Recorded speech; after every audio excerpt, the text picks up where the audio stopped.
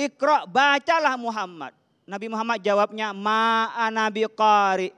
Saya tidak pandai membaca ya Allah. Tapi Allah mengatakan Iqra, ma'ana biqari. Dianggapnya bacanya hanya baca begitu saja. Tidak. Bacanya hanya membaca, tidak. Membaca itu macam-macam. Membaca tingkah laku orang. Membaca ayat-ayat kekuasaan Allah. Membaca tanda-tanda kebesaran Allah.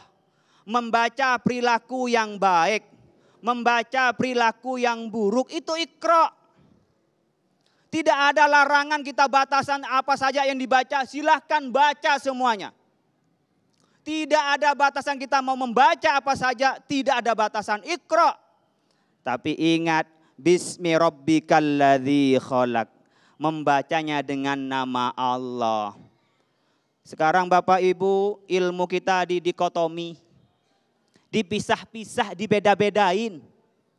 Mulai sekolah, wah ini madrasah diniyah dianggapnya kolot. Oh ini umum dianggapnya sekuler. Kenapa? Karena di kita ini ada Kementerian Agama, ada Kementerian Pendidikan. Sehingga ketika sekolah madrasah, pesantren dianggapnya hanya agama saja. Tidak ada hubungannya dengan duniawi. Ketika pendidikan di pendidikan umum, di bawah Kementerian Pendidikan dianggapnya ini hanyalah sekuler, bicara duniawi, tidak ukhrawi. Ini yang menjadi bahaya bagi generasi kita ke depan. Ini sekularisasi pendidikan. Coba kita bayangkan Bapak Ibu, dulu itu kenal Ibnu Sina enggak? Ibnu Sina kenal kan? Ini adik-adik, siapa dia? Profesor, filosof, lagi? Dokter, lagi? Fakih, kumpulan Bu. Itu yang menemukan bedah pertama kali Ibnu Sina. Siapa dia? Filosof, ahli filsafat. Siapa dia? Ahli fikih. Itu ada Ibnu Rushd, orang Spanyol yang mengarang Bidayah wan Nihayah itu, Bu. Bicara fikih dari 4 mazhab, bagaimana dia juga mentakhrij, tapi dia juga filosof. Ibnu Khaldun, seorang intelektual yang keluaran dari Universitas Al-Qurawiyin di Fez, Maroko. Itu orang yang pertama kali menemukan ilmu sosial. Enggak dibeda-bedain. Di kita sekarang, waduh, kalau sudah belajar agama, kiai, Pak Ustadz dianggapnya enggak tahu hitung-hitungan. Dianggapnya bisa ngitung kalau duitnya sendiri. Selain ngitung duitnya sendiri enggak ngerti hitung-hitungan. Demikian juga sebaliknya, orang yang umum, dokter, insinyur teknik, ahli ilmu sosial dianggapnya enggak ngerti agama. Sehingga orang itu dipisah-pisah, ini loh urusan agama, ini loh urusan dunia. Sehingga tidak terintegrasi di dalam dirinya antara agama dan ilmu. Di Islam dikatakan Iqra, bacalah apa saja semua ilmu Allah. Bedanya kalau dari Al-Quran, dari hadis itu ilmunya namanya ilmu nakli. Mindah dari Allah yang sifatnya top down. Sementara ilmu yang ada di sekitar kita, kita melalui penelitian, melalui riset namanya itu akli, research. Melalui penelitian. Afala yanzuruna ilal ibili kaifa khuliqat. Diperintah oleh Allah, apakah Anda tidak berpikir melihat bagaimana onta itu Allah ciptakan. Kita harus tahu kenapa Allah nyebut onta. Tahu enggak kenapa Bu? Disembelih kurban, sembelih dam ya, haji. Harus dipikirkan oleh kita, enggak bisa kita cari dalilnya. Kenapa Allah nyebut onta? Coba cari ilmiahnya. Biar kita enggak kelihatan bodoh gitu loh. Biar kelihatan pintar. Pura-puranya. Tapi memang kewajiban kita dalam Islam, afala yanzuruna ilal ibili kaifa khuliqat. Apakah Anda tidak melihat bagaimana unta Allah ciptakan? Oh, unta ini setelah hasil penelitian hewan yang paling sabar. Coba Ibu kalau pergi ke Mekah, bayar damnya tuh rame-rame motong onta. Kan lehernya tinggi ke situ, ke atas. Ketika tinggi ke atas begitu kan nggak bisa kita potong. Kalau sapi tinggal diseret begini, kurban. Kalau unta diginiin saja. Sini mau saya potong untuk bayar dam atau untuk kurban. Turun Bu, dikasih lehernya. Ketika lehernya sekali kita potong Bu, kita praktekkan tuh ketika kami di Saudi, kita praktekkan ketika haji. Setelah dipotong mati Bu, itu tidak berontak apa-apa, enggak kayak sapi, kambing, enggak. Mati saja dengan netes air mata.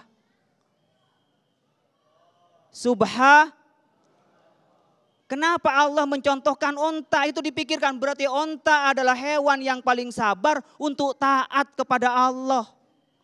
Ketika dipotong atas nama Allah dikasih lehernya. Lah kita mau nyombang ke masjid aja susah, Rp1.000. Kita mau jihad untuk nyombang ke Palestina males. Ada tetangga enggak kuat bayar sekolah, kita juga enggan, pura-pura enggak tahu. Ini nyawanya dikasihkan oleh unta. Yang kedua kehebatan unta, coba dipikir, mungkin juga banyak yang kita karena enggak tahu. Unta itu cukup minum sekali bisa untuk 1 bulan. Jadi di sini ada kantong air. Jadi kalau kita puasa baru sehari, kalau unta itu bisa sebulan. Jadi minumnya itu bisa nyetok di perutnya Bu. Maka perjalanan di padang pasir itu unta tidak perlu makan setiap saat, cukup kasih makan mau berangkat sampai nyampe tujuan nggak perlu makan lagi. Sehingga unta itu bisa bawa barang banyak karena dirinya cukup. Itu baru afala yanzuruna ilal ibili kaifa khuliqat wa ilas samai kaifa rufi'at. Itu kan disuruh mikir semua. Wa ilal ardi kaifa nusibat, langit bagaimana dijunjung tanpa ada tiang, bumi dihamparkan semua. Kita coba pikirkan dari bumi. Sekarang kita ngomong bisa pakai angin kok. Dulu orang yang bisa bicara dari sini ke Mekah itu orang wali Pak ya. Wah orang hebat, orang sakti. Sekarang yang penting ada duitnya bisa ngomong ke Mekah pakai telepon. Itu kan proses berpikir bagaimana bumi ini, bagaimana angin ini. Disitulah kita disuruh Iqra. Maka ketika membaca Iqra tidak menggunakan bismih, biasanya menjadi pinter tapi keblinger. Bikin nuklir itu untuk listrik. Tapi untuk bunuh orang. Ya toh? Kita bikin sesuatu, umpamanya bikin untuk komputer bukan untuk sistem tapi untuk jadi hacker. Ketika pintar menduduki jabatan tertentu, itu bukan bagaimana memperbaiki orang tapi bikin korupsi, bikin kebijakan yang menyakiti orang lain. Kalau orang bodoh nyolong aspal, 1 drum itu didorong begitu, belum nyampe ke rumahnya udah ditangkap sama polisi. Kalau orang bodoh 1 drum. Tapi kalau orang pintar, 1 juta drum itu hanya pakai tanda tangan. Kemana dapatnya? Ditransfer. Ketika orang pintar Iqra membaca saja tanpa bismi rabbikal ladzi. Demikian juga sebaliknya ketika bismi rabbikal ladzi khalaq. Kalau hanya menyebut nama Allah tapi tidak Iqra, ini biasanya membabi buta. Dikit-dikit bid'ah. Dikit-dikit haram. Kenapa? Hanya militansi agama tapi tidak Iqra. Semua disalahkan, akhirnya dia merasa orang yang pegang kunci pintu sorga.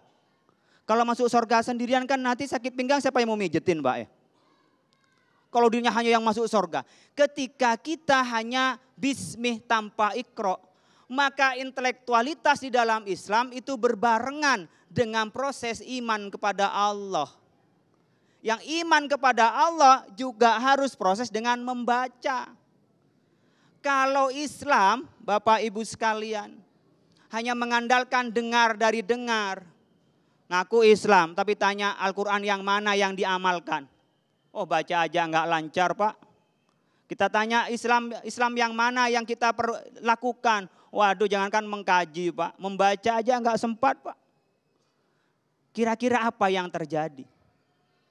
Yang terjadi adalah sabda Rasulullah Sallallahu Alaihi Wasallam yang akan menjadi perhatian kita. Yushiku ayatiya zamanun la yabqa minal islami illa ismu wa la yabqa minal qur'ani illa rasmu masajiduhum amiratun wahiyya kharabun minal huda wa ulama'uhum syarrun min tahti adimis sama min indihim takhrujul fitnah wa fihim ta'ud.